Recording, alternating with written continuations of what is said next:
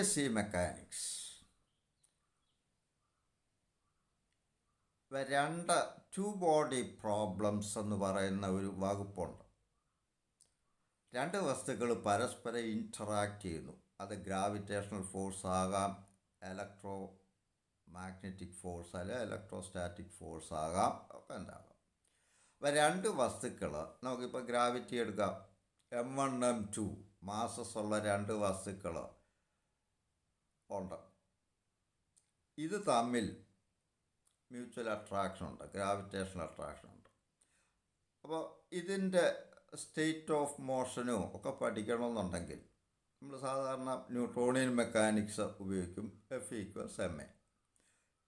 അപ്പോൾ ഓരോ പാർട്ടിക്കിളിലും ഓരോ ബോഡിയിലും ആക്ട് ചെയ്യുന്ന ഫോഴ്സ് അറിയാമെങ്കിൽ, അതിൻ്റെ മാസും അറിയാമെങ്കിൽ ആക്സിലറേഷൻ കണ്ടുപിടിക്കാം. ആക്സിലറേഷൻ കണ്ടുപിടിച്ച് കഴിഞ്ഞാൽ വെലോസിറ്റിയോ മൊമെൻറ്റോ എനർജിയോ എന്തു വേണേൽ കാണാം. പക്ഷേ അത് സ്റ്റെപ്സ് കൂടും. അപ്പോൾ ഈ ടു ബോഡിയെ, ഈ രണ്ട് വസ്തുക്കളെയും കൂടെ ചേർത്ത് നമുക്ക് ഒരു ബോഡി ആയിട്ട് ചുരുക്കാം. ഒരു ഫിക്റ്റീഷ്യസ് ബോഡി ആയിട്ട് അതിനെ ചുരുക്കാം. അപ്പോൾ പ്രോബ്ലം ഒരു സിംഗിൾ ബോഡി പ്രോബ്ലമായിട്ട് മാറും. അപ്പോൾ ടു ബോഡി പ്രോബ്ലം ഒരു വൺ ബോഡി പ്രോബ്ലമായിട്ട് മാറ്റുന്നത് എങ്ങനെ എന്നാണ് ഈ പോസ്റ്റിങ്ങിൽ കാണാൻ പോകുന്നത്. അതപ്പോൾ എക്സാമിനേഷൻ സാറിന് ചോദിക്കുന്നത്, how will you reduce a two body how will you reduce a two body problem to a one body problem? അതെങ്ങനെയാണെന്ന് ഒന്ന് കാണാം. ഇപ്പോൾ O എന്ന് പറയുന്നൊരു പോയിൻ്റ് ഓഫ് ഒബ്സർവേഷനാണ്. ഒബ്സർവർ നിൽക്കുന്ന സ്ഥാനം. നമ്മളതിനെ ഇനേർഷ്യൽ ഫ്രെയിം ഓഫ് റെഫറൻസിലെ ഒരു പോയിൻ്റ് എന്ന് പറയുന്നത്, ന്യൂട്ടൺസ് ലോ അനുസരിക്കുന്ന ഫ്രെയിം ഓഫ് റെഫറൻസ് ആ ഇനേർഷ്യൽ ഫ്രെയിം ഓഫ് റെഫറൻസ്. അപ്പോൾ O നമ്മളതിനെ ഒറിജിനായിട്ട് എടുക്കുന്നു. അവിടെയാണ് ഒരു ഒബ്സർവർ നിൽക്കുന്നത്. അയാൾ M1 M2 ഇങ്ങനെ മ്യൂച്വലി ഇൻട്രാക്റ്റിംഗ് ആയിട്ടുള്ള രണ്ട് വസ്തുക്കളുടെ ചലനം നിരീക്ഷിക്കുക. എങ്കിൽ ഏതെങ്കിലും ഒരു സമയത്ത് M1 എന്ന് പറയുന്ന A എന്ന് പറയുന്ന പൊസിഷനിലും M2 എന്ന് പറയുന്ന B എന്ന് പറയുന്ന പൊസിഷനിലുമാണെന്നിരിക്കട്ടെ. അപ്പോൾ തീർച്ചയായിട്ടും പൊസിഷൻ അറിയാൻ ഉപയോഗിക്കുന്ന വെക്ടറാണല്ലോ പൊസിഷൻ വെക്ടർ. അപ്പോൾ M1-ൻ്റെ പൊസിഷൻ വെക്ടർ R1, M2-ൻ്റെ പൊസിഷൻ വെക്ടർ R2. എങ്കിൽ ഈ ട്രയാങ്കിൾ ഓഫ് വെക്ടർ അഡീഷൻ അനുസരിച്ച് vector OA plus vector AB equals vector OB. Arrow continuous ആയിട്ട് വരുന്നത് സം ചെയ്യുമ്പോൾ ഓപ്പോസിറ്റ് സൈൻ വരുന്ന എതിരെ വരുന്ന സൈൻ ആണ് സമ്മായിട്ട് വരുന്നത്. ഇതൊക്കെ ട്രയാങ്കിളിലും വെക്ടറിലൊക്കെ എക്സ്പ്ലെയിൻ ചെയ്തിട്ടുണ്ട്. സംശയമുള്ളവർ നോക്കിക്കാണുക. Therefore, if ഈ ഇക്വേഷനിൽ നിന്ന് vector AB equals vector OB minus vector OE. Vector AB എന്ന് പറഞ്ഞാൽ ആ സമയത്ത് നമ്മൾ ഒബ്സർവ് ചെയ്യുന്ന സമയത്ത് M1ഉം M2ഉം തമ്മിലുള്ള അകലമാണ് vector R.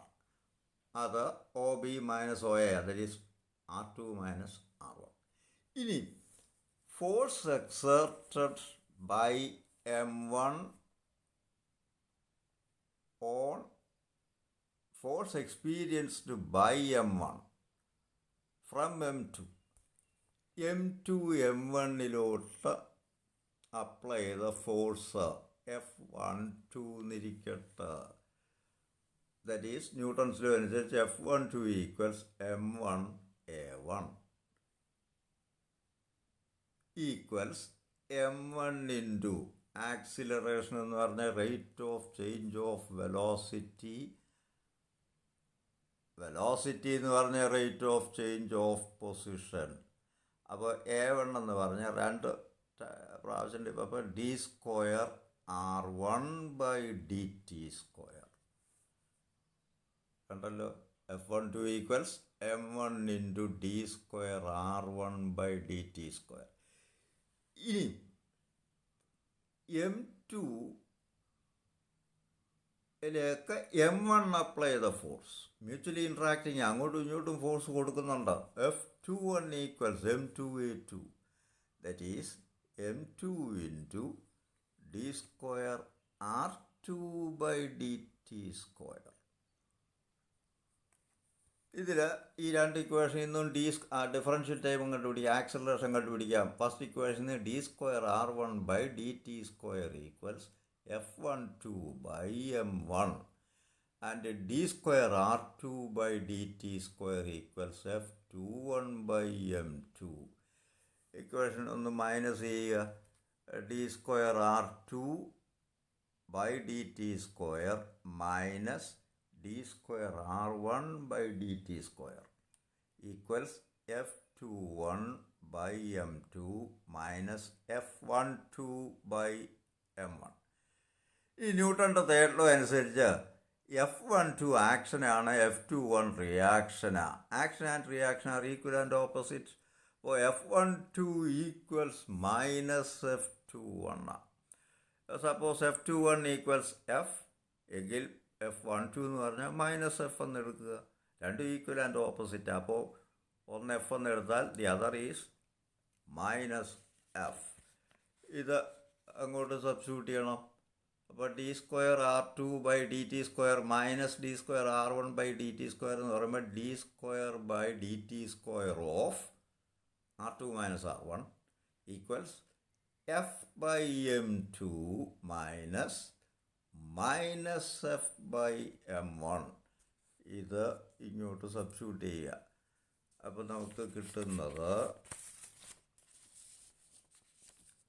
d square by dt square of R2 minus R1 equals f by M2 minus f by M1 എന്ന് പറഞ്ഞാൽ plus f by M1. Or R2 minus R1 is R.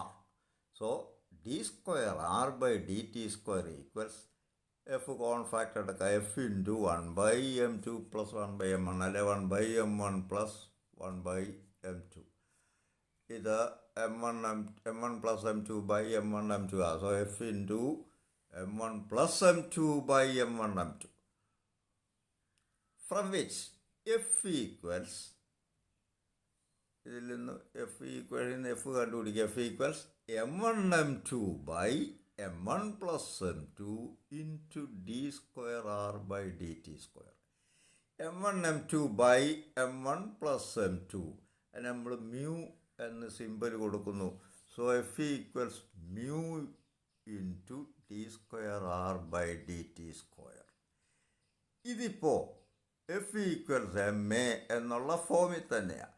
എമ്മിൻ്റെ സ്ഥാനത്ത് മ്യൂ ആ വരുന്നത്. മ്യൂ എന്ന് പറഞ്ഞാൽ M1 M2 by M1 plus M2. നമുക്കറിയാം M1 M2 by M1 plus M2 എന്ന് പറഞ്ഞാൽ അത് M1-നേക്കാളും M2-നേക്കാളും ചെറുതായിരിക്കും.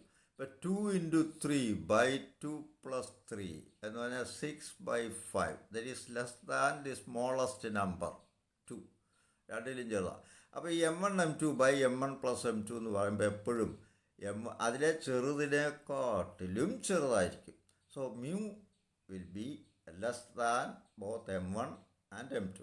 അതുകൊണ്ട് മ്യൂവിനെ reduced mass of the system of bodies എന്നാണ് വിളിക്കുക. ആ രണ്ട് വസ്തുക്കളുടെയും കൂടെ റെഡ്യൂസ്ഡ് മാസ് എന്ന് വിളിക്കും. Because it is less than the smallest value in M1 and M2.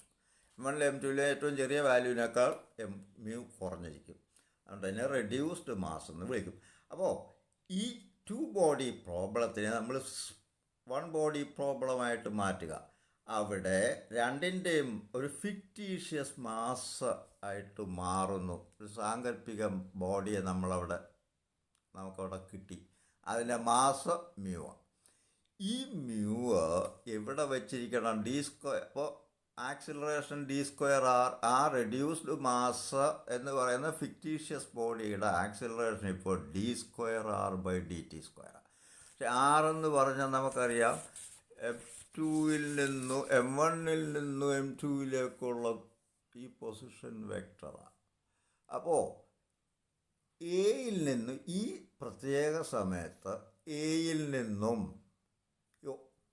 നിന്നും ആറകലത്തിൽ മാസുള്ള ഒരു സിംഗിൾ ബോഡി വെച്ചാൽ അതിന് ഇക്വലൻ്റായി ഇപ്പോൾ ഈ 2 ബോഡി സിസ്റ്റം, കാരണം d²r/dt² വന്നത്.